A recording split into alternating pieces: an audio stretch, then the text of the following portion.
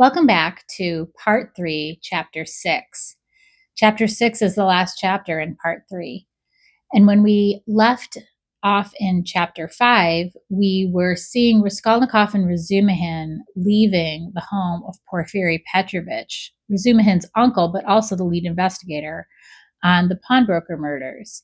And what was meant in Razumihin's mind, anyway, to be this casual introduction of his friend to his uncle turned into something quite different when, partway through, his uncle began to seriously ask some very uncomfortable questions about a article that Raskolnikov had written coming out of university that had been published in a periodical, where he had talked about that there were ordinary people and extraordinary people, and that ordinary people were supposed to be under the rule of law, but that extraordinary people were not necessarily held to those constrictions, and that extraordinary people, in order to bring forth extraordinary ideas and things to move the world forward, might have to do things like kill in order to bring those things forth, and that for those people that were extraordinary, that there should be no punishments. They rose above man-made law. And so this was a very kind of uncomfortable meeting where it was clear, at least to Raskolnikov, that he is indeed a suspect in this murder. Razumihin had no idea what was going on. He was very taken aback by everything that was happening, and even he too could feel the tension. He felt the change. He could feel the weight of what was happening between these two people. And he's kind of just in a state of shock at what he'd even seen. And so the last chapter, it says they leave and they say nothing for a while. And now they're walking, and we pick up with them walking after leaving that apartment. "I don't believe it. I can't believe it," repeated Razumihin, trying in perplexity to refute Raskolnikov's arguments. They were by now approaching Bakalayev's lodgings, where Pulcheria Alexandrovna and Dounia had been expecting them a long while. Razumihin kept stopping on the way in the heat of discussion, confused and excited by the very fact that they were for the first time speaking openly about it. "Don't believe it, then," answered Raskolnikov with a cold, careless smile. "You were noticing nothing as usual, but I was weighing every word. You are suspicious. That is why you weighed their words. Certainly I agree. Porfiry's tone was rather strange, and still more that wretch, Zametov. You are right, there was something about him. But why? Why? He's changed his mind since last night. Quite the contrary. If they had that brainless idea, they would do their utmost to hide it and conceal their cards, so as to catch you afterwards. But it was all impudent and careless. If they had facts, I mean real facts, or at least grounds for suspicion, then they would certainly have tried to hide their game in hope of getting more. They would have made a search long ago besides. But they have no facts, not one. It's all a mirage, all ambiguous, simple, a floating idea. So they try to throw me out by impudence, and perhaps he was irritated to have no facts and blurted it out in his vexation. Or perhaps he has some plan. He seems an intelligent man. Perhaps he wanted to frighten me by pretending to know. They have a psychology of their own, brother, but it is loathsome explaining it all. Stop. And it's insulting. Insulting. I understand you, but since we have spoken openly now, and it's an excellent thing that we have at last, I'm glad.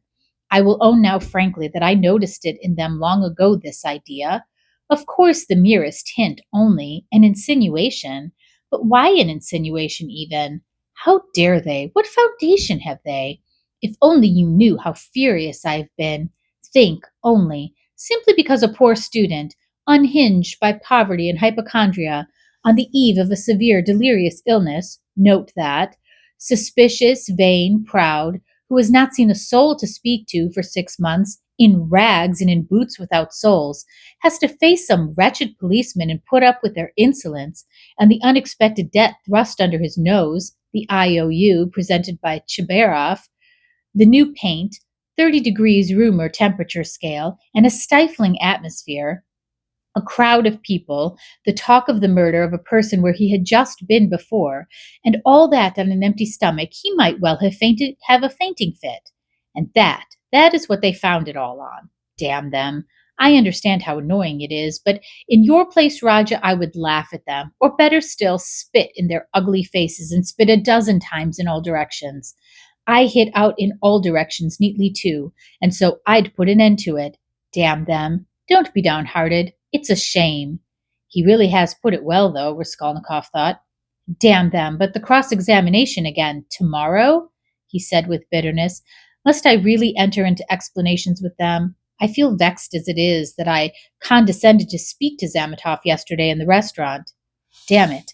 I will go to myself. I will go myself to Porfiry. I will squeeze it out of him as one of the family. He must let me know the ins and outs of it all. And as for Zametov, at last he sees through him, thought Raskolnikov. Stay, cried Razumihin, seizing him by the shoulder again. Stay, you were wrong.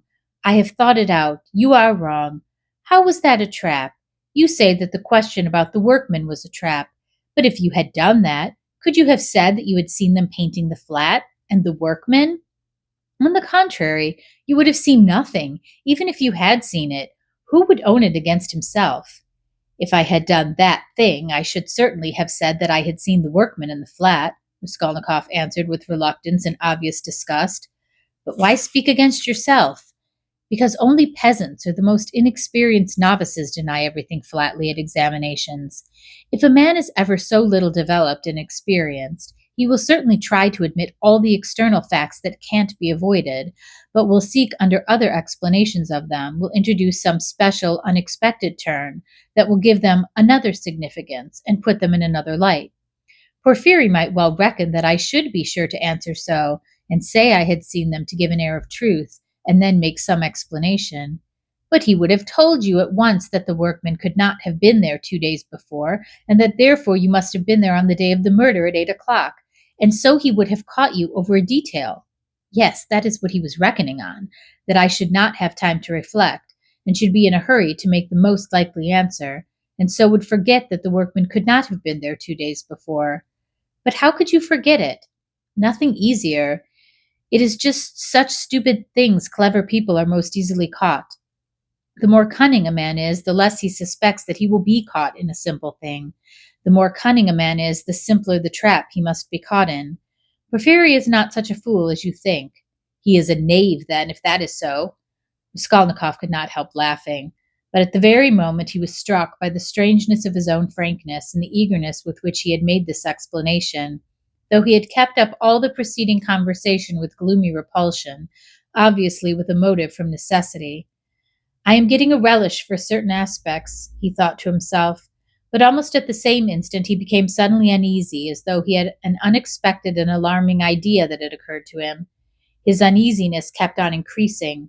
They just reached the entrance to the Bakalayevs. Go in alone, said Raskolnikov suddenly. I will be back directly. Where are you going? Why, we just got here.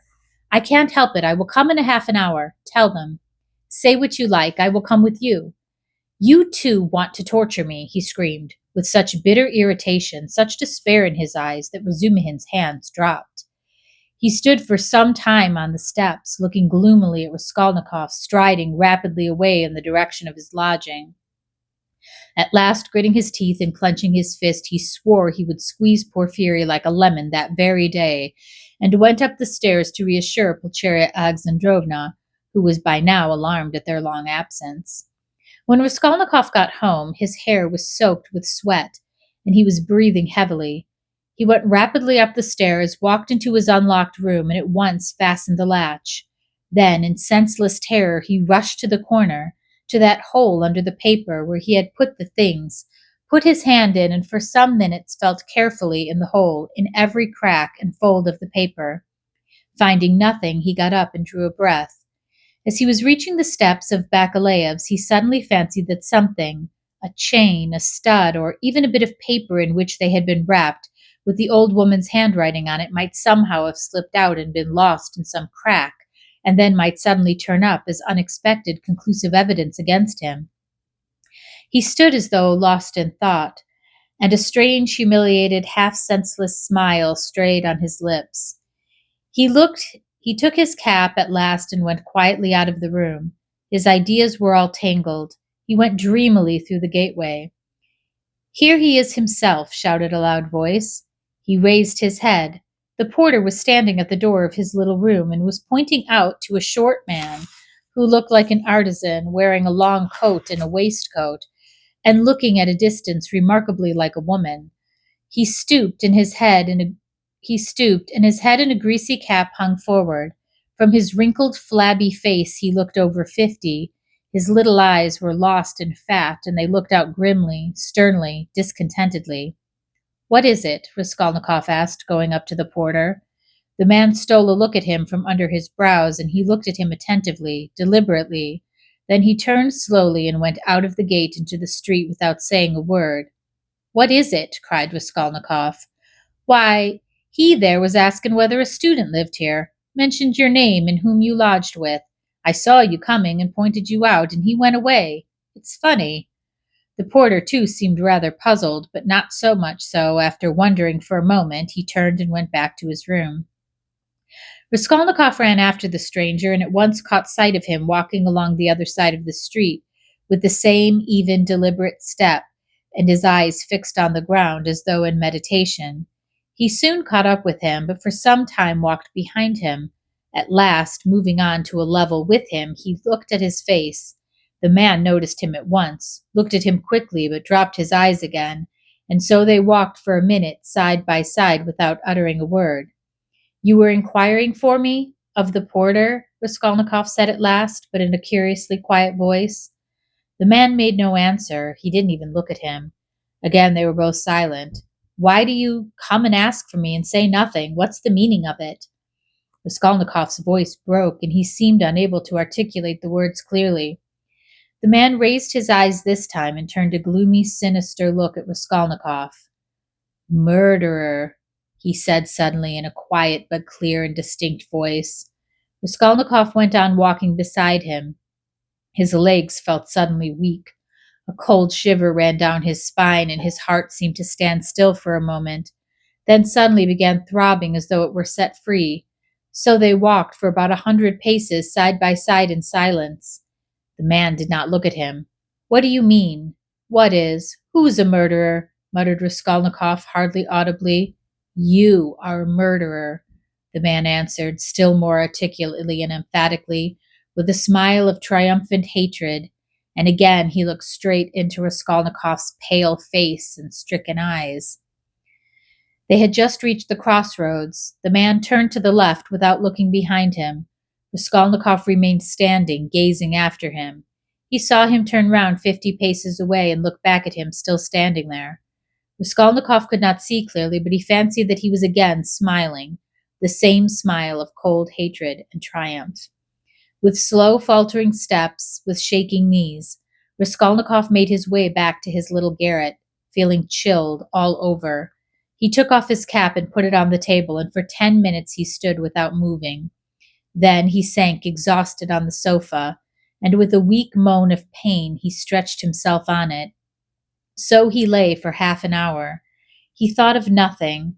Some thoughts or fragments of thoughts, some images without order or coherence floated before his mind, faces of people he had seen in his childhood or met somewhere once, whom he would never have recalled, the belfry of the church at B, the billiard table in a restaurant and some officers playing billiards, the smell of cigars in some underground tobacco shop, a tavern room, a back staircase quite dark, all sloppy with dirty water and strewn with eggshells, and the Sunday bells floating in from somewhere. The images followed one another, whirling like a hurricane.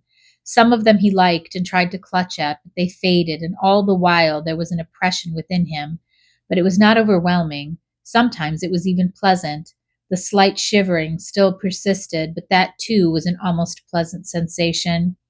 He heard the hurried footsteps of Razumihin. He closed his eyes and pretended to be asleep. Razumihin opened the door and stood for some time in the doorway as though hesitating. Then he stepped softly into the room and went cautiously to the sofa. Raskolnikov heard Nastasia's whisper, "Don't disturb him. Let him sleep. He can have his dinner later." "Quite so," answered Razumihin. Both withdrew carefully and closed the door. Another half hour passed. Raskolnikov opened his eyes, turned on his back again, clasping his hands behind his head. Who is he? Who is that man who sprang out of the earth? Where was he, and what did he see? He has seen it all, that's clear. Where was he then, and from where did he see? Why has he only now sprung out of the earth? And how could he see? Is it possible? Continued Raskolnikov, turning cold and shivering. And the jewel case Nikolai found behind the door. Was that possible? A clue. You missed an infinitesimal line, and you can build it into a pyramid of evidence. A fly flew by and saw it. Is it possible? He felt with sudden loathing how weak, how physically weak he had become. I ought to have known it, he thought with a bitter smile, and how dare I, knowing myself, knowing how I should be, take up an axe and shed blood. I ought to have known beforehand. But I did know, he whispered in despair. At times he came to a standstill at some thought. No, those men are not made so. The real master to whom all is permitted storms Toulon, makes a massacre in Paris, forgets an army in Egypt, wastes 500,000 men in the Moscow expedition, and gets off with a jest at Vilna. And altars are set up to him after his death, and so all is permitted. No such people, it seems, are not of flesh but bronze. One sudden irrelevant idea almost made him laugh. Napoleon, the pyramids, Waterloo, and a wretched skinny old woman, a pawnbroker with a red trunk under her bed.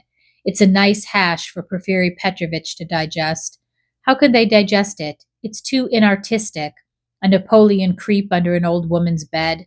Ugh, how loathsome. At moments he felt he was raving. He sank into a state of feverish excitement.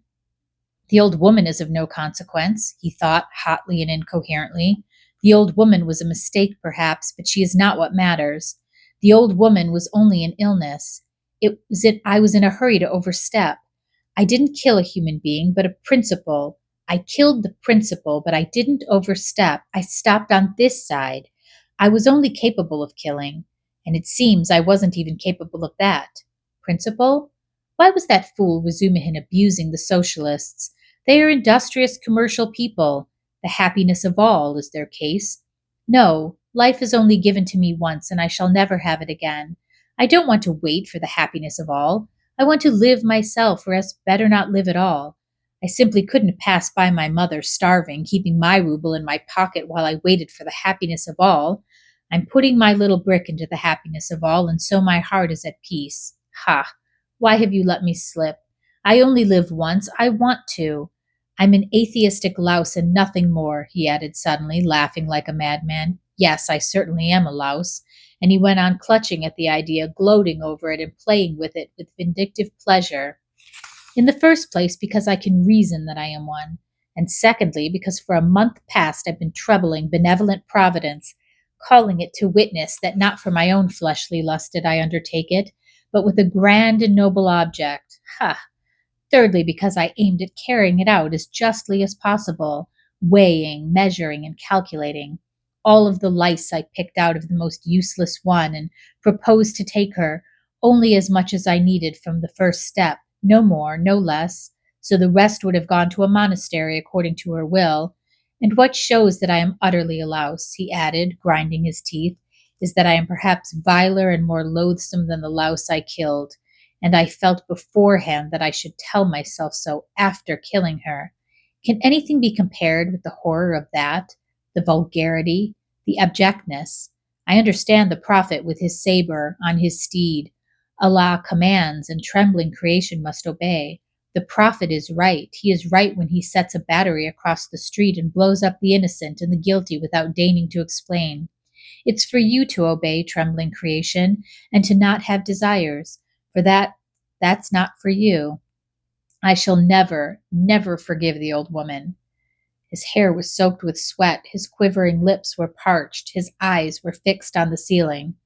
Mother, sister, how I loved them. Why do I hate them now? Yes, I hate them. I feel a physical hatred for them. I can't bear them near me. I went up to my mother and kissed her. I remember to embrace her and think if she only knew. Shall I tell her then? That's just what I might do. She must be the same as I am, he added, straining himself to think. as it were struggling with delirium. Ah, how I hate the old woman now. I feel I should kill her again if she came to life. Poor Lizaveta, why did she come in? It's strange, though. Why is it I scarcely ever think of her as though I hadn't killed her? Lizaveta, Sonia, poor gentle things with gentle eyes. Dear women, why don't they weep? Why don't they moan? They give up everything. Their eyes are soft and gentle. Sonia, Sonia, gentle Sonia. He lost consciousness. It seemed strange to him that he didn't remember how he got into the street. It was late evening. The twilight had fallen and the full moon was shining more and more brightly, but there was a peculiar breathlessness in the air. There were crowds of people in the street. Workmen and business people were making their way home. Other people had come out for a walk. There was a smell of mortar, dust, and stagnant water. Raskolnikov walked along, mournful and anxious. He was distinctly aware of having come out with a purpose, of having to do something in a hurry, but what it was he had forgotten. Suddenly he stood still and saw a man standing on the other side of the street, beckoning to him. He crossed over to him, but at once the man turned and walked away with his head hanging, as though he had made no sign to him. Stay, did he really beckon? Raskolnikov wondered, but he tried to overtake him, and when he was within 10 paces he recognized him and was frightened. It was the same man with the stooping shoulders and the long coat. Raskolnikov followed him at a distance. His heart was beating. They went down a turning. The man did not look round. Does he know I am following him? Thought Raskolnikov. The man went into the gateway of a big house. Raskolnikov hastened to the gate and looked in to see whether he would look round and sign to him. In the courtyard the man did turn round and again seemed to beckon him. Raskolnikov at once followed him into the yard, but the man was gone. He must have gone up the first staircase. Raskolnikov rushed after him. He heard slow, measured steps 2 flights above. The staircase seemed strangely familiar. He reached the window on the first floor. The moon shone through the panes with a melancholy and mysterious light. Then he reached the second floor. Bah, this is the flat where the painters were at work. But how was it he did not recognize it at once? The steps of the man above had died away, so he must have stopped or hidden somewhere. He reached the third story. Should he go on? There was a stillness that was dreadful, but he went on. The sound of his own footsteps scared and frightened him. How dark it was. The man must be hiding in some corner here. Ah, the flat was standing wide open. He hesitated and went in. It was very dark and empty in the passage, as though everything had been removed. He crept on tiptoe into the parlor, which was flooded with moonlight. Everything there was as before, the chairs, the looking-glass, the yellow sofa, and the pictures in the frames. A huge round copper-red moon looked in the windows. It's the moon that makes it so still, weaving some mystery, thought Raskolnikov. He stood and waited a long while, and the more silent the moonlight, the more violent his heart beat, till it was painful, and still the same hush. Suddenly he heard a momentary sharp crack, like the snapping of a splinter, and all was still again. A fly flew up suddenly and struck the window pane with a plaintive buzz. At that moment he noticed in the corner, between the window and the little cupboard, something like a cloak hanging on the wall. Why is that cloak here? He thought. It wasn't there before. He went up to it quietly and felt that there was someone hiding behind it. He cautiously moved the cloak and saw, sitting on a chair in the corner, the old woman bent double so that he couldn't see her face, but it was she. He stood over her. She's afraid, he thought. He stealthily took the axe from the noose and struck her one blow, then another on the skull. But strange to say, she did not stir, as though she were made of wood. He was frightened, bent down nearer and tried to look at her, but she too bent her head lower. He bent right down to the ground and peeped up into her face from below. He peeped and turned cold with horror. The old woman was sitting and laughing, shaking with noiseless laughter, doing her utmost that he should not hear it. Suddenly he fancied that the door from the bedroom was opened a little, and that there was laughter and whispering within. He was overcome with frenzy, and he began hitting the old woman on the head with all his force, but at every blow of the axe the laughter and whispering from the bedroom grew louder, and the old woman was simply shaking with mirth. He was rushing away, but the passage was full of people. The doors of the flat stood open on the landing, on the stairs, and everywhere below there were people, rows of heads, all looking but huddled together in silence and expectation. Something gripped his heart. His legs were rooted to the spot. They would not move. He tried to scream and woke up. He drew a deep breath, but his dream seemed strangely to persist. His door was flung open, and a man whom he'd never seen stood in the doorway, watching him intently. Raskolnikov had hardly opened his eyes, and he instantly closed them again. He lay on his back without stirring. Is it still a dream? He wondered, and again raised his eyelids hardly perceptibly. The stranger was standing in the same place, still watching him. He stepped cautiously into the room, carefully closing the door after him, went up to the table, paused a moment, still keeping his eyes on Raskolnikov, and noiselessly seated himself on the chair by the sofa. He put his hat on the floor beside him and leaned his hands on his cane and his chin on his hands. It was evident that he was prepared to wait indefinitely. As far as Raskolnikov could make out from his stolen glances, he was a man no longer young, stout, with a full, fair, almost whitish beard. 10 minutes passed. It was still light, but beginning to get dusk. There was complete stillness in the room. Not a sound came from the stairs. Only a big fly buzzed and fluttered against the window pane. It was unbearable, at last. Raskolnikov suddenly got up and sat on the sofa. Come, tell me what you want. I knew you were not asleep, but only pretending, the stranger answered oddly, laughing calmly. Arkady Ivanovich Svidrigailov. Allow me to introduce myself. Okay, so that was pretty interesting chain of events there at the end. That is also the end of part 3. So meet me in the discussion. We'll wrap up the last chapter of part 3 and discuss where we're headed next.